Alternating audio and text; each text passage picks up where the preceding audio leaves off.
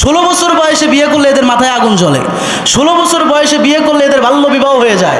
আর 16 বছর 15 বছর বয়সে পার্কে নিয়ে ঘোরাফেরা করলে, উলঙ্গভাবে ছবি ছাড়লে, পেটের ছবি ছাড়লে, মুখের ছবি ছাড়লে, শাড়ি পরে ছবি ছাড়লে সমস্যা হয় না। আর মেয়েটা যখন পর্দা করে বিয়ে করতে চায় তখনই আমাদের সমাজের কিছু নাস্তিক পাড়ায় আগুন চলে যায়। কথা বলেন ঠিক কিনা? এরকম কিছু বাঙ্গু সমাজ আছে না নাই?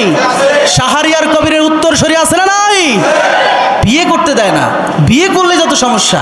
একই দিনে দুইটি ঘটনা ঘটেছে। একই দিনেই একটি টয়লেটের মধ্যে, বাথরুমের মধ্যে 25 বছর বয়সী একটা নারী এবং হিন্দু একটা ছেলের সাথে ধরা খাওয়ার একটা ভিডিও প্রকাশ হয়েছে।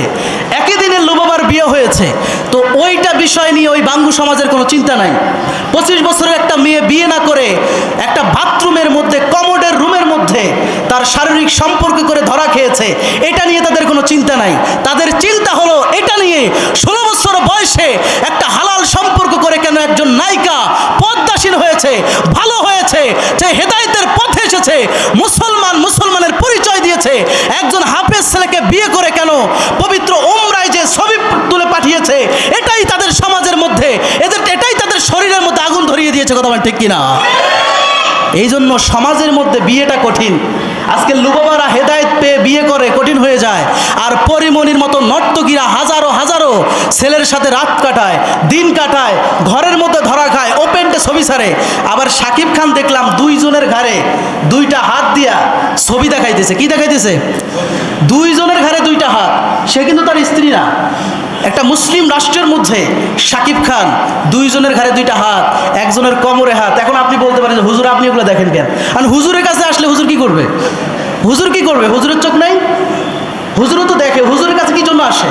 এগুলো করে দেখে তো হুজুরের কাছে আসে।